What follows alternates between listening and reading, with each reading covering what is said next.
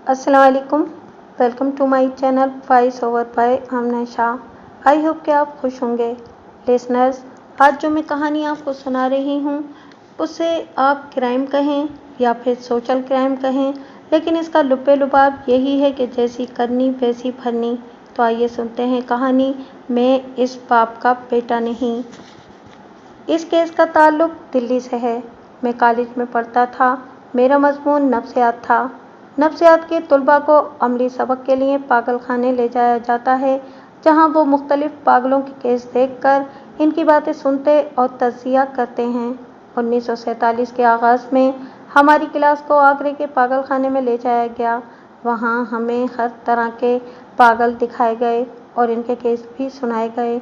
हर एक केस दर्दनाक था, लेकिन एक केस ऐसा था जिसने मेरी सारी तवज्जो अपनी तरफ कर ली। वो एक पागल था जो घुटनों में सर छुपाकर बैठा था। उसके मुतालिक पता चला कि हर वक्त इसी तरह बैठा रहता है। 1 साल से उसने कोई बात नहीं की थी। कभी सर उठाता था तो आसमान की तरफ देखने लगता था और अचानक बहुत ही बुलंद कहकहा लगाकर अचानक चुप हो जाता और उदास होकर इस तरह आसमान की तरफ देखने लगता था जैसे फिजा में अपने कहकहे को ढूंढ रहा हो। उसके मुतालिक बताया गया कि कई कई घंटे लगातार आसमान की तरफ ही देखता रहता है और फिर जब सर नीचे करता है तो मुंह घुटनों में दे लेता है और बाजू टांगों से लपेटकर दिन और रात का बाकी हिस्सा इसी हालत में गुजार देता है। वो लेटता नहीं था, घुटनों में मुंह देकर सो लेता था, इसलिए कोई नहीं बता सकता था कि वो सोया हुआ है या जाग रहा है। मैंने इस केस की मुकम्मल तफसील फराहम की जो बहुत सी दिल्ली पुलिस से हासिल हुई और बाकी आगरा के पागल खाने से। अब अगर मैं इस पागल की कहानी नफ्सियाती केस के अंदाज से सुनाऊं तो आप बोर हो जाएंगे। मैं गैर साइंसी तरीके से कहानी सुनाता हूँ। दिल्ली में एक थॉमसन रोड हुआ करती थी जिसके दोनों तरफ सरकारी मुलाजमीन के बड़े अच्छे क्वार्टर थे। इनके अकब में कोठियों की एक आबादी थी। 1945 में जब जंग अजीम ख़त्म होने वाली थी, वहीं की एक कोठी में हिंदुओं का एक नौजवान लड़का उम्र 15-16 साल कत्ल हो गया। इसे कोठी के अंदर रात के वक्त कत्ल किया गया था। लड़के के बाप ने पुलिस स्टेशन में रिपोर्ट दी। पुलिस ने जाकर लाश देखी। लाश बरामदे में पड़ी थी। उसका पेट चाकू या खंजर से चीरा गया था। पेट के तमाम अज़ा बाहर आ गए थे। यही एक जख्म था और ये जख्म इतना लंबा था कि दिल से लेकर नीचे दाएं कूल्हे तक चला गया था। चाकू दूर अंदर तक काटता हुआ गुजर गया था। पुलिस ने लड़के के बाप से पूछा कि इसके ख़ानदान की या लड़के की ज़ाती तौर पर किसी के साथ दुश्मनी है। बाप ने बताया कि ख़ानदान की किसी के साथ दुश्मनी नहीं। लड़के के मुतालिक उसे मालूम नहीं था कि किसके साथ दोस्ती और किसके साथ दुश्मनी थी। लड़के का बाप फौज में मेजर था और 6 महीने पहले जापानियों की कैद से रिहा होकर आया था। जंग अभी ख़त्म नहीं हुई थी। बर्मा, सिंगापुर और मलाया वगैरह से जापानी पसपा हो गए थे। उन्होंने हिंदुस्तानी और गोरा अफवाज के हज़ार खा जंगी कैदी पकड़े थे जिन्हें उन्होंने मुख्तलिफ जगहों में भेज दिया था। इनमें से थोड़ी सी तादाद सिंगापुर, मलाया वगैरह में थी। जापानी पसपा हुए तो इन चंद एक कैदियों को वहीं छोड़ गए। ये हिंदू मेजर जिसका नाम के.एल. वर्मा था इन्हीं चंद खुशनसीब कैदियों में था जिन्हें इत्तेहादी फ़ौजों ने मलाया से रिहा करा लिया और हिंदुस्तान भेज दिया था। जंग अभी ख़त्म नहीं हुई थी। मेजर वर्मा कैद में 3.5 साल रहा था। इसे कैद की अजियतों की वजह से 3 महीने छुट्टी दे दी गई थी। वो घर आया तो अपने जिस बेटे को वो 10 साल की उम्र का छोड़कर बर्मा गया था वो 15-16 साल का हो चुका था। वर्मा 4.5 साल तक छुट्टी पर नहीं आ सका था। मकतूल उसका एक ही बेटा था। मेजर वर्मा की छुट्टी 15-16 रोज़ रह गई थी कि उसका अकलौता बेटा कत्ल हो गया। मकतूल की माँ तो ऐसी बेहोश हुई कि 8वें रोज़ होश में आई। मकतूल उसका एक ही बच्चा था। माँ ने होश में आकर नाखूनों से अपना मुंह लहूलुहान कर लिया। डॉक्टर ने उसे मार्फिया का इंजेक्शन देकर सुला दिया। बहरहाल माँ की हालत का मेरी कहानी के साथ कोई ताल्लुक नहीं। मेजर वर्मा ने पुलिस को इत्तला दी। वो रोता था लेकिन मर्दों की तरह अपने आप को संभाल लेता था। वो फौजी था। हज़ारों लाशें देख आया था मगर पुलिस को वो कोई ऐसी बात न बता सका जिससे कोई सुराग मिलता। घर से कोई चीज़ चोरी नहीं हुई थी, लिहाजा ये कत्ल डकैती की नीयत से नहीं बल्कि कत्ल की नीयत से किया गया था। पुलिस के सामने एक और सवाल ये था कि लड़का कत्ल कहाँ हुआ है, अपने कमरे में या बरामदे में जहाँ इसकी लाश पड़ी थी। लड़का जिस कमरे में सोया करता था, यानी उस रात जिस कमरे में सोया था, वहाँ फर्श पर या उसके बिस्तर पर खून का कोई निशान नहीं था। अलबत्ता उसके बाप के कमरे के उस दरवाजे की दहलीज पर जो बरामदे की तरफ खुलता था, खून के साफ निशान थे और इससे आगे बरामदे में खून गिरता गया था। वर्मा के कमरे के फर्श को गौर से देखा गया तो एक जगह खुश्क खून का बड़ा सा धब्बा नजर आया, लेकिन ये गाढ़े खून का धब्बा नहीं था। ऐसे लगता था जैसे गुलाबी रंग का पानी गिरा हो। पुलिस इस नतीजे पर पहुंची कि लड़का बरामदे में कत्ल हुआ है और शायद बाप के कमरे तक आया होगा और वहां से चल पड़ा होगा और गिर पड़ा होगा। बाप पर तो शक नहीं किया जा सकता था कि उसने अपने अकलौते और कमसिन बेटे को कत्ल किया है। बाप बेटा 4-5 साल की जुदाई के बाद मिले थे। वर्मा की बीवी उस रात अपने वालिदैन के घर सोई थी क्योंकि उसकी मां को दमे का ऐसा दौरा पड़ा था कि उसके बचने की उम्मीद नहीं रही थी। वर्मा की बीवी शाम से पहले पहले मां के घर चली गई थी। घर में वर्मा और उसका बेटा था। एक नौकर भी घर में था, जिसके मुतालिक पुलिस ने बहुत छानबीन की और इसे बेज़रर और बेकसूर पाया। पुलिस ने मकतूल के हम जमातों से बहुत कुछ पूछा। इनसे इसके दोस्तों का सुराग मिला। इनमें से 2 उसके राजदां निकले। पुलिस ने सारी तवज्जो उन पर मरकूज कर दी। दोनों लड़कों ने पूरा ताउन किया। इनसे ये काम की बात मालूम हुई कि सिविल सर्विस के एक सिख ऑफिसर की बेटी के साथ मकतूल के मरासिम थे। वो लड़कियों के स्कूल में पढ़ती थी। इसी लड़की के साथ एक और स्कूल का लड़का ताल्लुकात पैदा करने की कोशिश कर रहा था। मकतूल, ये लड़का और लड़की 10वीं जमात में पढ़ते थे। तीनों अमीर घरानों के थे और पूरी तरह आज़ाद थे। मकतूल के रवैये के मुतालिक उसके दोस्तों ने बताया कि अपने आप को वो बहुत बहादुर और दिलेर जाहिर करता था, इसीलिए उसे टार्ज़न की फिल्में ज़्यादा पसंद आती थीं। इसकी एक आदत ये भी थी कि किसी कमज़ोर से लड़के को देखता तो उसके कंधे पर हाथ रखकर कहा करता था कि तुम्हारा जिस्म कमज़ोर है, लेकिन दिल कमज़ोर नहीं होना चाहिए, बहादुर बनो। मज़ीद इंकशाफ हुआ कि सिख ऑफिसर की लड़की की रकाबत में उसने अपने रकीब लड़के को एक बार पीटा भी था। पुलिस ऑफिसर ने कुरेद कर पूछा तो लड़कों ने बताया कि वो बहादुरी की एक्टिंग नहीं करता था, बल्कि वो वाकई बहादुर था और बिला वजह लड़ता झगड़ता नहीं था। मकतूल के हेडमास्टर और 3 दूसरे मास्टरों ने राय दी कि ये लड़का लड़ाका या झगड़ालू नहीं था। इसकी शख्सियत एक अच्छे सांचे में ढल चुकी थी। किरदार भी पुख्ता था, शख्सियत भी पुख्ता और इसमें ज़हानत और खुद एतमादी थी।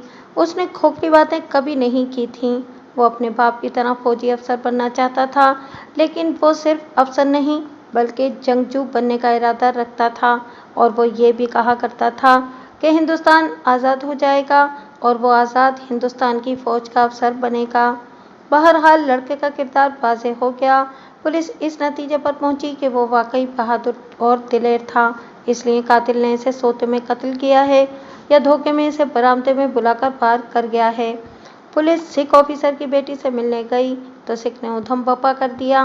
वो तस्लीम नहीं करना चाहता था कि उसकी बेटी के किसी लड़के के साथ ताल्लुकात हैं, लेकिन एक नौजवान कत्ल हो गया था। तफ्तीश के रास्ते में कोई आदमी रुकावट नहीं बन सकता, लेकिन सिख ने अपनी अफसरी का पूरा इस्तेमाल किया। पुलिस इंस्पेक्टर जो तफ्तीश कर रहा था हिंदू था। उसने डीएसपी को इतला दी। डीएसपी पारसी था। उसने सिख अफसर को बुलाकर खबरदार किया कि उसने अपनी बेटी को तफ्तीश में शामिल न किया तो उसके खिलाफ कार्रवाई की जाएगी। आखिर लड़की पुलिस के पास आ गई। कहते हैं कि वो मामूली तौर पर खूबसूरत लड़की थी और ये भी सुना है कि पारसी डीएसपी ने उसे देखकर कहा था कि इस लड़की का हुस्न किसी भी बुज़दिल आदमी को कातिल बना सकता है और कत्ल का बाइस यही लड़की है। वहाँ से डीएसपी ज़ाती तौर पर इस केस में दिलचस्पी लेने लगा। उसने लड़की से पूछगछ खुद की थी। लड़की ने यह तस्लीम कर लिया कि मकतूल के साथ उसकी दोस्ती थी, लेकिन दोस्ती कैसी थी उसने ये ना बताया।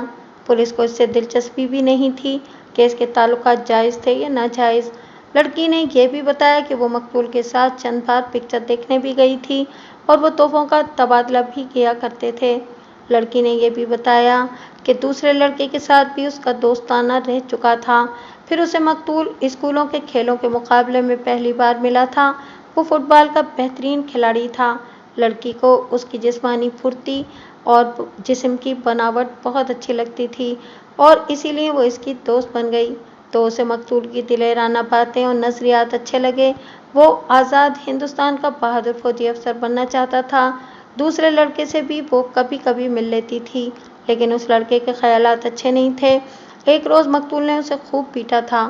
फिर कत्ल से 2 रोज़ पहले मकतूल ने उस लड़के को लड़की की मौजूदगी में कहा था कि वो इस लड़की से मिलने से बाज आ जाए, वरना मकतूल उसे कत्ल कर देगा। इस लड़के ने जवाब दिया था, देखता हूँ कि कौन किसे कत्ल करता है, और वो चला गया। 2 रोज़ बाद मकतूल कत्ल हो गया। लड़के को शामिल तफ्तीश किया गया। लड़के ने उन तमाम बातों की तस्दीक की जो लड़की ने पुलिस को बताई थीं, लेकिन कत्ल के मुतालिक उसने लाइल्मी का इजहार किया। और जब लड़के ने ये बताया कि कत्ल की रात उसने अपनी बहन के साथ एक अस्पताल में गुजारी थी, तो पुलिस अस्पताल पहुंची और ये साबित हो गया कि लड़के की बहन को पहला बच्चा पैदा होने वाला था। रात 9 बजे उसे अस्पताल में दाखिल कराया गया। लड़का अस्पताल के लेबर रूम के पास मौजूद रहा, जिसकी शहादत 2 नर्सों और लेडी डॉक्टर ने भी दी, जिसने उसकी बहन का केस किया था। बच्चा रात 2:30 बजे पैदा हुआ। लेडी डॉक्टर ने इस लड़के को बाहर आकर खुशखबरी सुनाई। लड़का बेंच पर बैठा ऊँघ रहा था। लेडी डॉक्टर को इस 15-16 साल की उम्र के लड़के पर रहम आ गया।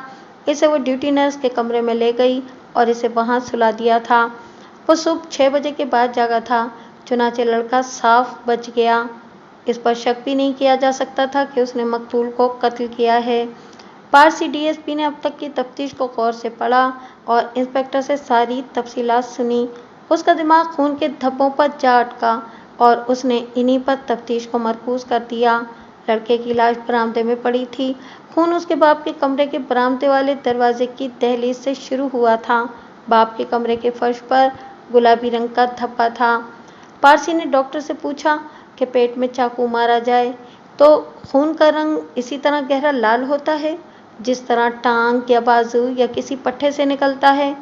डॉक्टर ने बताया कि पेट का अंदरूनी हिस्सा चाक हो जाए और अंतड़ियां भी कट जाएं तो खून के साथ कुछ पानी भी निकलता है, जो खून के रंग को हल्का कर देता है।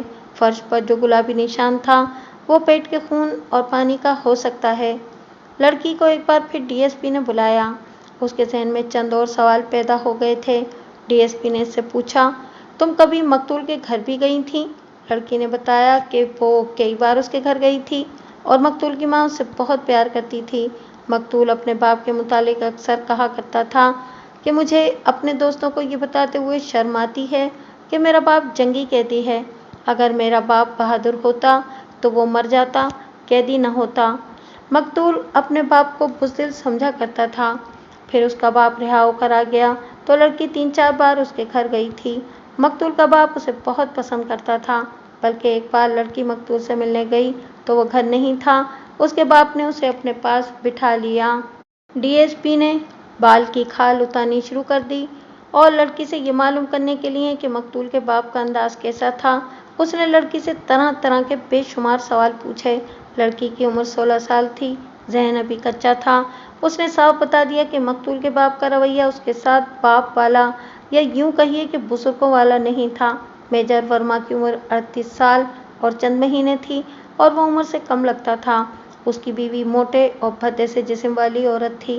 डीएसपी ने सोचा कि ऐसी बीवी के मुकाबले में वर्मा यकीनन इस लड़की को पसंद करता होगा।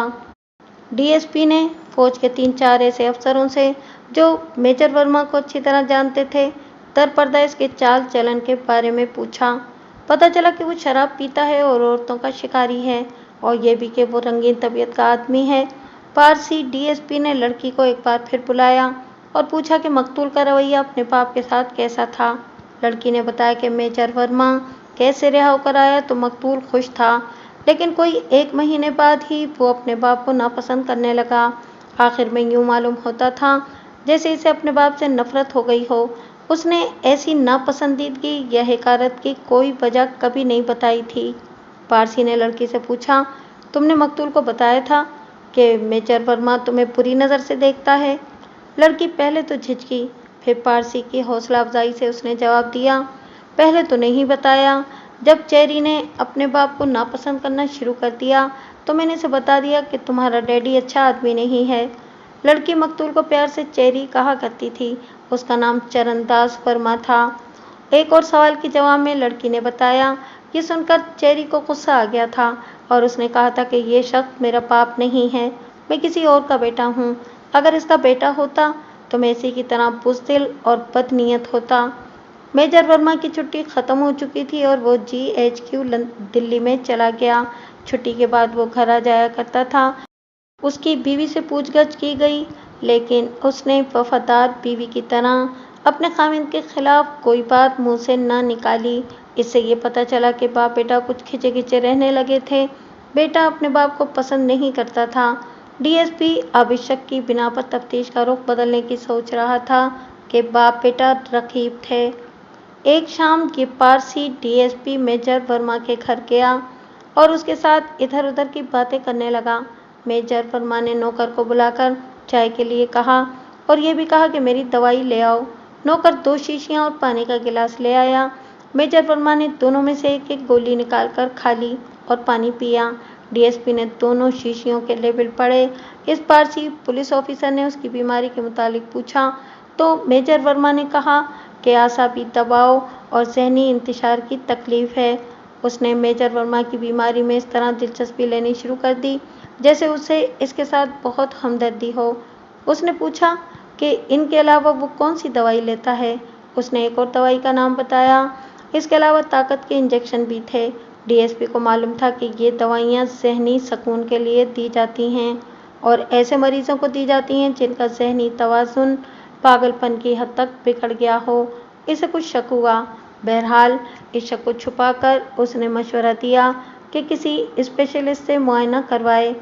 मेजर वर्मा ने उसे बताया कि वो एक अंग्रेज़ कर्नल से इलाज करा रहा है जो फौज में दिमागी और नफ्सियाती अमराज का स्पेशलिस्ट है। उसने कर्नल का नाम भी बता दिया। दूसरे ही दिन DSP इस अंग्रेज़ कर्नल से मिला और अपना तारुफ करा के इससे पूछा कि मेजर वर्मा के मर्ज की नोयत क्या है। कर्नल को मालूम था कि वर्मा का बेटा कत्ल हो गया है। DSP ने कर्नल को बता दिया कि वो तफ्तीश के सिलसिले में ये मालूमात फराहम कर रहा है। उसने कर्नल से कहा, आपका बयान हो सकता है कि कोर्ट में इस्तेमाल किया जाए, इसलिए सोच समझकर जवाब दें। अंग्रेज़ों में साफ गोई और कानून के एहतराम का वस्फ था। कर्नल ने फौरन पूछा, क्या आपको ये शक है कि मेजर वर्मा ने खुद अपने बेटे को कत्ल किया है? DSP ने कहा, शक नहीं, मुझे तो कुछ यकीन होता जा रहा है। सिर्फ एक मुअम्मा मुझे परेशान कर रहा है, वो ये कि बेटा बाप के कमरे में कत्ल हुआ है। वो इस कमरे में क्यों गया था? मुझे जवाब नहीं मिल रहा। अब ये राय आप देंगे कि मेरा शक बेबुनियाद है या सही। दोनों बातें हो सकती हैं, कर्नल ने कहा। मेजर वर्मा इस ज़हनी कैफियत में कत्ल कर सकता है। वो एक फोबिया का शिकार है। कर्नल ने उसके ज़हनी मर्ज को तफसील से बयान कर दिया और आखिर में कहा, मैं ये राय नहीं दूंगा कि कातिल मेजर वर्मा है। ये मालूम करना आपका काम है। DSP ने इस खौफ के मरीजों के मुतालिक बहुत से सवाल पूछे और इससे 2-3 केस भी सुने। इनमें एक केस ऐसा था जिसने इस ज़हनी मर्ज के दौरे की कैफियत में कत्ल भी किया था। बहुत सी मालूमात हासिल करके वो कर्नल से रुखसत हुआ। दूसरे दिन उसने अपने महकमे की तरफ से GHQ को चिट्ठी लिखी कि मेजर वर्मा के बेटे के कत्ल के सिलसिले में मेजर वर्मा की ज़रूरत है। इसे गैर मुअय्यना मुद्दत के लिए पुलिस की तफ्तीश में शामिल किया जाए और अगर इसे हिरासत में लेने की ज़रूरत महसूस हुई तो GHQ से बाकायदा इजाज़त ली जाएगी। मेजर वर्मा पुलिस के पास आ गया। DSP ने इसके साथ हमदर्दाना लहजे में बातें शुरू की और आहिस्ता आहिस्ता बाकायदा तहकीकात का रंग इख्तियार कर लिया। वो उससे ज़्यादातर उसकी बीमारी के मुतालिक बातें पूछ रहा था। मेजर वर्मा बीमारी के मुतालिक किसी सवाल का जवाब दे चुकता तो DSP पूछता, आपके बेटे का खून आपके कमरे से निकलना शुरू हुआ और दरवाजे तक जाकर खून का बहाव बढ़ गया। अच्छा, तो ये आसाबी या ज़हनी तकलीफ़ आपको कब से है? बड़ी नामुराद बीमारी है। और जब मेजर वर्मा इस सवाल का जवाब देता तो DSP उसके बेटे के कत्ल की कोई बात कह देता। ये बड़ी ही दानिशमंदाना तफ्तीश थी।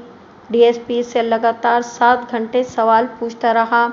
कभी वो इसकी बीमारी की बातें करता, कभी कत्ल की, और करते करते DSP इस किस्म की बातों पर आ गया। आपका बेटा आपके कमरे में आया तो आपको पता न चल सका कि उसका पेट फटा हुआ है? वर्मा कुछ बोल ही रहा था कि पारसी ने कहा, आपको पता भी कैसे चलता? आपका बेटा जब आपके कमरे में आया तो उसका पेट फटा हुआ नहीं था। 7 घंटों बाद मेजर वर्मा का रंग पीला पड़ गया, चेहरे से पसीना फूट आया। हालांकि मौसम सर्दी का था, वो सख्त घबरा गया। उसकी आंखों में बेचैनी सी आ गई, उसके हाथ कांपने लगे, मुट्ठियां बंद होने लगीं। इस पर जहनी बीमारी का दौरा पड़ गया था। उसने दांत पीस लिए। डीएसपी इसी कैफियत का मुंतजिर था। वो अंग्रेज कर्नल से बहुत सी मालूमात ले आया था।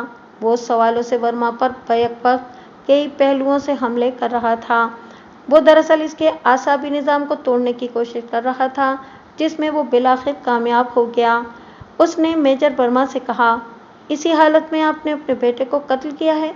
आपने चाकू से उसका पेट चीर दिया था? नहीं नहीं, मेजर वर्मा ने दांत पीसकर कहा, मैंने उस जापानी को कत्ल किया था जो मुझे कत्ल करना चाहता था, मगर वो मरा नहीं, वो फिर आ गया है। मैंने उसका पेट चीर दिया था, मगर वो फिर आ गया है। फौरन ही बाद मेजर वर्मा नॉर्मल हालत में आने लगा और जल्द ही उसकी हालत सुधर गई। डीएसपी ने थाने के इंचार्ज से कहा कि वो किसी बड़े होटल से इनके लिए खाना मंगवा दे, और उसने मेजर वर्मा से कहा, आप अपने जहन से बोझ उतार दें। ये कत्ल आपको सारी उम्र ऐसे परेशान रखेगा कि आप न जिएंगे न मरेंगे। मैंने आपको बचाने का इंतज़ाम कर लिया है। आपने ऐसी हालत में कत्ल किया है जब आपकी अकल और होश पर पागलपन गालिब था। पहले ये बताइए कि वो जापानी कौन था जिसका आपने चाकू से पेट चीरा था? आपके जहन पर जापानियों की कैद का असर मालूम होता है। मेजर वर्मा के आंसू निकल आए। डीएसपी ने उससे हमदर्दाना बातें की और उसके दिल पर कब्जा कर लिया। मेजर वर्मा ने कहा, मैं आपको शुरू से सारी बात सुनाता हूँ। अकलौते बेटे का कत्ल हो जाना मेरे लिए मामूली हादसा नहीं है। मुझे फौरन इकबाल जुर्म कर लेना चाहिए, लेकिन मैं इतना लंबा अरसा जापानियों की कैद में गुजार कर आया हूँ, अब फिर कैद होने से खौफ आता था। अगर कोई मुझे ये यकीन दिला देता कि मुझे फौरन गोली मार दी जाएगी तो मैं इकबाल जुर्म कर लेता। मैं मरने से नहीं डरता, कैद से डरता हूँ। जब जापानियों ने हमला किया तो मैं सिंगापुर में था। वहाँ अंग्रेज़ों ने हथियार डाल दिए और हम जंगी कैदी बन गए। जापानियों ने अफसरों को अलग कर लिया और हमारी बाकी फ़ौज को कहीं और ले गए। पहले 5-6 महीने जापानियों ने हमें बहुत अजियतें दीं, कई दिन भूखा रखा, हमसे भंगियों का काम भी कराया, हमसे मवेशियों की तरह मशक्क़त ली। किसी से ज़रा सी गलती हो जाती तो उसे गोली मार देते थे।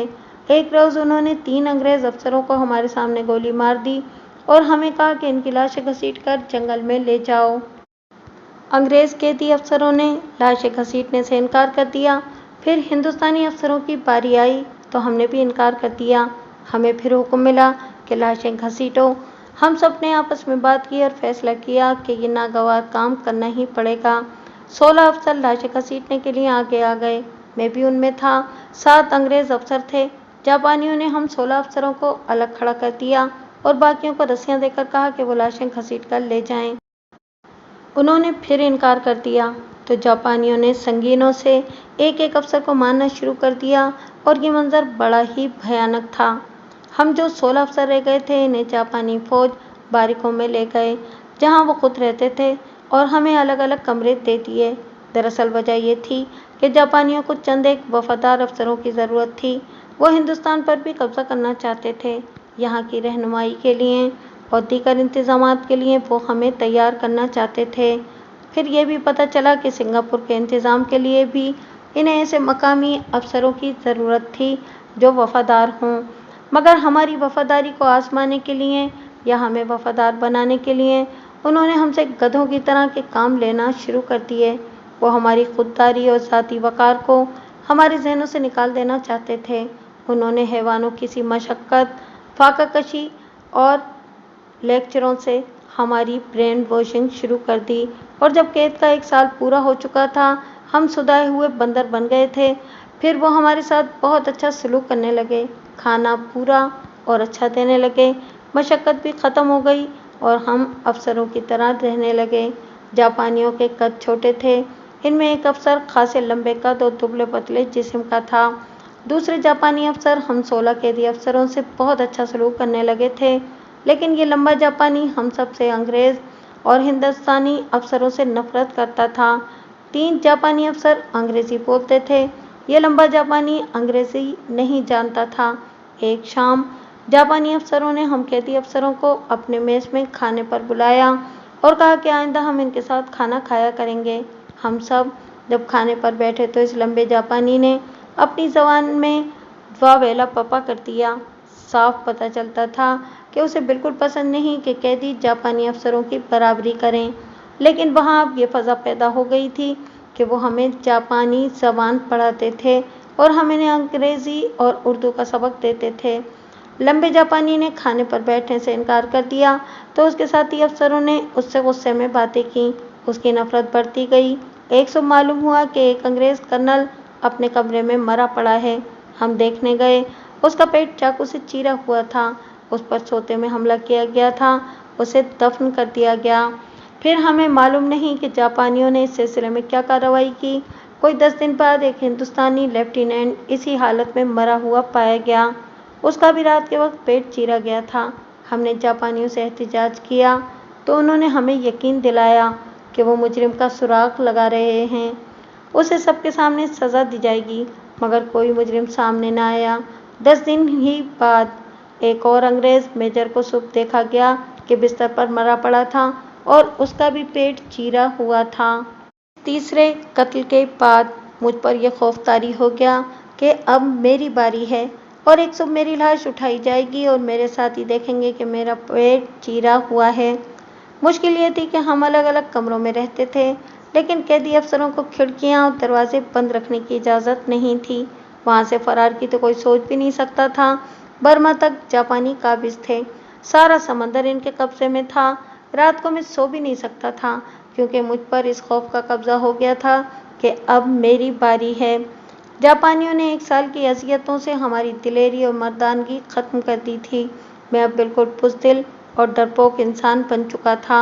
1 महीने तक कोई और कैदी कत्ल न हुआ, मगर मेरी ज़हनी हालत बिगड़ती गई। अब मैं पूरी रात जागता रहता था। 1 महीने बाद एक मुसलमान कैप्टन का पेट चीरा गया। सुबह के वक्त उसकी लाश उसके कमरे के फर्श पर पड़ी देखी गई। बिस्तर पर भी खून था, लेकिन वो तड़प कर या शायद उठकर फर्श पर गिरा था। जापानी अफसरों ने हमें बहलाने के लिए बहुत शोर शराबा किया, लेकिन कोई कार्रवाई न की। इस चौथे कत्ल के बाद मेरी ज़हनी हालत पहले से भी ज़्यादा ख़राब हो गई। मेरे साथी अफसरों की हालत ऐसी नहीं थी। फिर 1 और महीना गुजर गया। एक रात जब आधी रात गुजरी थी, मैं जाग रहा था। मुझे बरामदे में किसी के आहिस्ता आहिस्ता चलने की आहट सुनाई दी। मैं डर के मारे चारपाई से उतरकर चारपाई के नीचे छुप गया था। कमरा तारीक था, बाहर चांदनी थी। मुझे दरवाजे में एक आदमी स्याह भूत की तरह खड़ा नजर आया। वो साया स्याह था। मैंने उसके कद-बुद से अंदाज़ा लगा लिया और पहचान लिया कि वो वही लंबा जापानी था जो कैदी अफसरों से नफरत करता था। उसके अकब में चांदनी की सफ़ेदी थी, इससे इसका जिस्म साफ नजर आता था। उसके दोनों हाथ नीचे थे और उसके एक हाथ में जापानियों की मखसूस छोटी सी तलवार थी। मेरा जिस्म पसीने में नहा गया। वो आगे आया। मैं खौफ से कांपने लगा। उसने बिस्तर पर मुझे झुककर देखा। मैं वहाँ नहीं था। इस खौफ से मेरी हरकतें कल्ब रुकने लगी कि वो मुझे चारपाई के नीचे से निकाल लेगा। उसने बत्ती नहीं जलाई, क्योंकि बत्तियां जंग की वजह से नहीं जलाई जाती थीं। वो आहिस्ता आहिस्ता वापस चला गया। दरवाजे में रुका और कुछ देर वहीं खड़ा रहा, फिर चला गया। 3-4 मिनट बाद मैंने साथ वाले कमरे से हल्की सी चीख सुनी। मैंने बाकी रात चारपाई के नीचे कांपते हुए गुजार दी और सुबह के वक्त पता चला कि साथ वाले कमरे का अंग्रेज़ मेजर कत्ल हो गया है। उसका पेट चीरा हुआ था। आप खुद तसव्वुर कर सकते हैं कि इसके बाद मेरी हालत क्या हुई होगी। इस कत्ल के बाद वो लंबा जापानी कहीं नजर न आया। जापानी अफसरों से उसके मुतालिक पूछा तो सबने बेरुखी से जवाब दिया, यही है, आ जाएगा। उन्हें चाहिए था कि हमें बता देते कि उसे किसी दूसरी जगह तब्दील कर दिया गया है, लेकिन उन्होंने हमारे दिलों पर उसका खौफ तारी रखा। मुझे तो यकीन हो गया था कि सबका कातिल वही लंबा जापानी है और जापानियों को तो यकीनन मालूम होगा ही। उसके बाद हमने उसे नहीं देखा, लेकिन मेरे जहन में यही खौफ अटक गया, यही है, आ जाएगा। फिर लंबे लंबे साल गुजर गए। मैं न जान सका कि कितने दिन। कितने माह वो ना आया, मगर वो कभी कभी रात के वक्त मुझे दरवाजे में खड़ा नजर आता और वहीं गायब हो जाता। ये वाहिमा था, लेकिन मैं चरपाई के नीचे छुप जाता और बाकी रात थर थर कांपते गुजर जाती। दिन के वक्त जब मैं सब में मिल बैठता या काम करता तो मेरी हालत नॉर्मल हो जाती थी। लंबी मुद्दत गुजर गई तो एक रोज़ हवाई जहाज़ों का शोर सुनाई दिया और सिंगापुर पर बमबारी शुरू हो गई। ये इत्तेहादियों का जवाबी हमला था जो बहुत सख्त था। बमबारी रोज़ाना होने लगी और फिर ऐसी हालत पैदा हो गई कि जापानी भागने की तरकीबें सोचने लगे। इनकी हालत बहुत ख़राब हो गई थी। मुख्तसर ये कि एक रोज़ हम बाकी कैदी अफसर एक रात अफरा तफरी में भाग निकले। मुझ में इतनी दिलेरी नहीं थी। हमारा लीडर एक अंग्रेज़ कर्नल था। उसकी हौसला अफजाई और क़यादत में हम भाग निकले। बहुत दिन छुप छुप कर चलते हम समंदर के किनारे तक पहुंच गए। जंग का जोर बहुत बढ़ गया था। आखिर एक रोज़ ऑस्ट्रेलिया की नेवी की एक गन बोट ने हमें देख लिया और उठा ले गई। हमें एक बड़े बहरी जहाज़ के सुपुर्द किया गया और एक दिन हम कलकत्ता पहुंच गए। फिर मुझे 3 माह की छुट्टी पर घर भेज दिया गया। मैंने अपने बेटे को देखा तो बहुत ही खुश हुआ। इसे 10-11 साल का छोड़ गया था। अब वो 16 साल की उम्र में बॉक्सरों की तरह लगता था।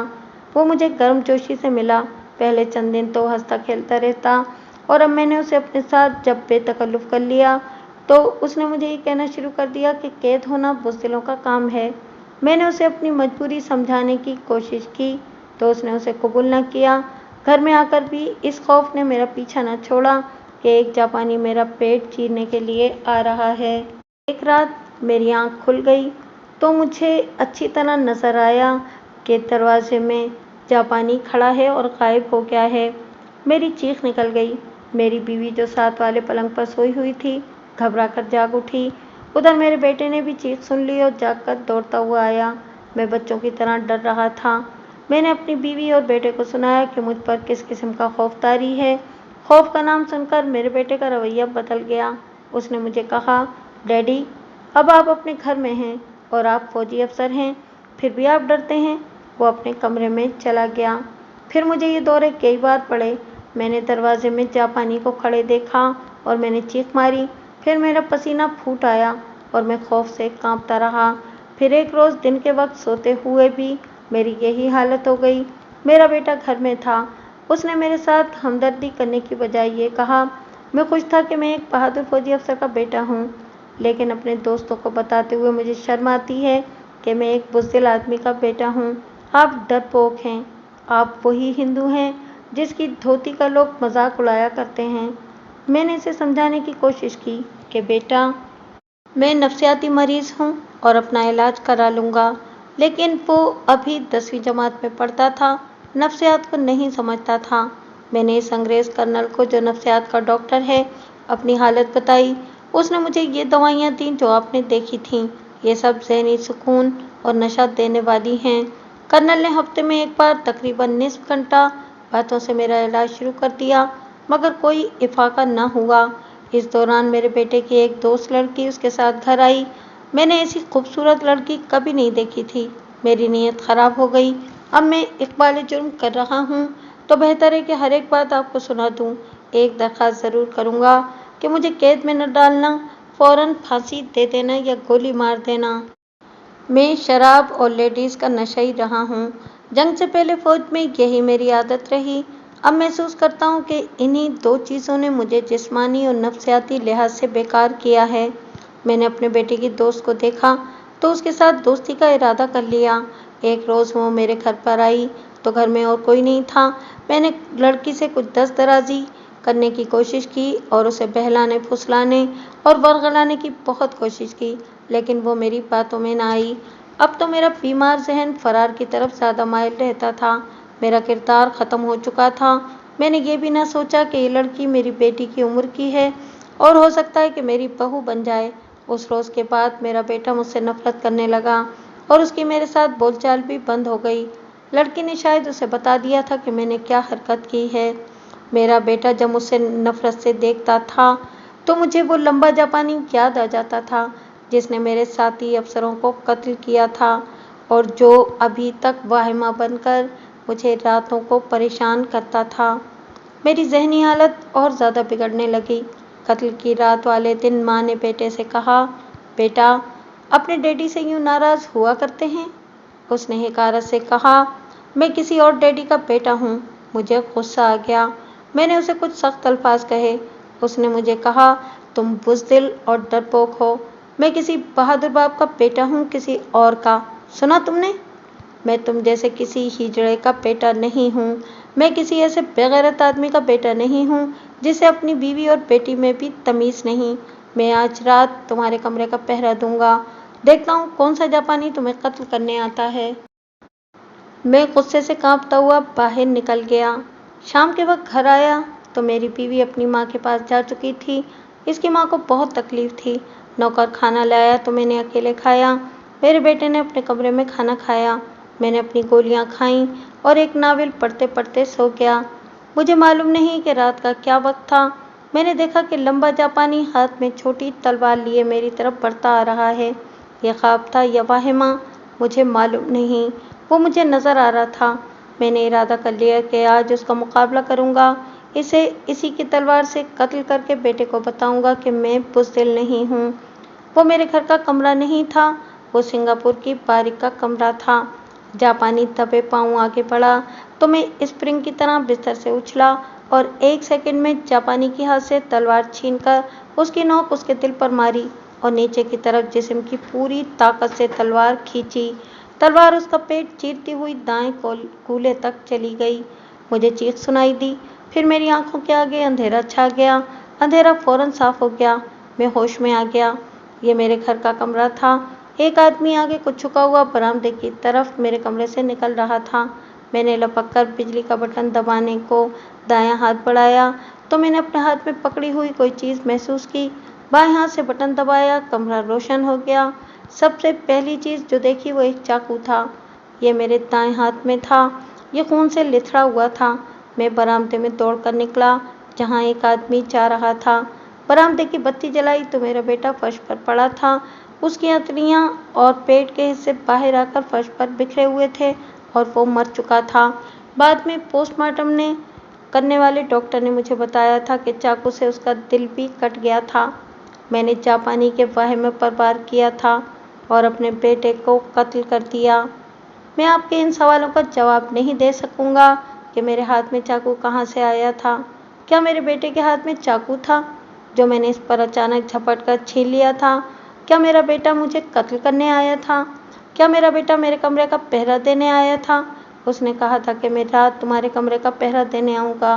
देखता हूँ कि कौन जापानी तुम्हें कत्ल करने आता है। या शायद सोते में मेरी चीख निकल गई थी, जिसे सुनकर मेरा बेटा हाथ में चाकू लिए मेरे कमरे में आ गया था। मैं किसी एक भी सवाल का जवाब नहीं दे सकता। वो चाकू दे सकता हूँ जिससे मैंने बेटे को कत्ल किया है। इसके बाद मेजर वर्मा ने अपनी कोठी के बागीचे में एक पौधे के नीचे ज़मीन में दबाया हुआ चाकू निकाल दिया। केस जब कोर्ट में गया तो मेजर वर्मा के इकबाल जुर्म और चाकू के सिवा कोई ठोस शहादत नहीं थी।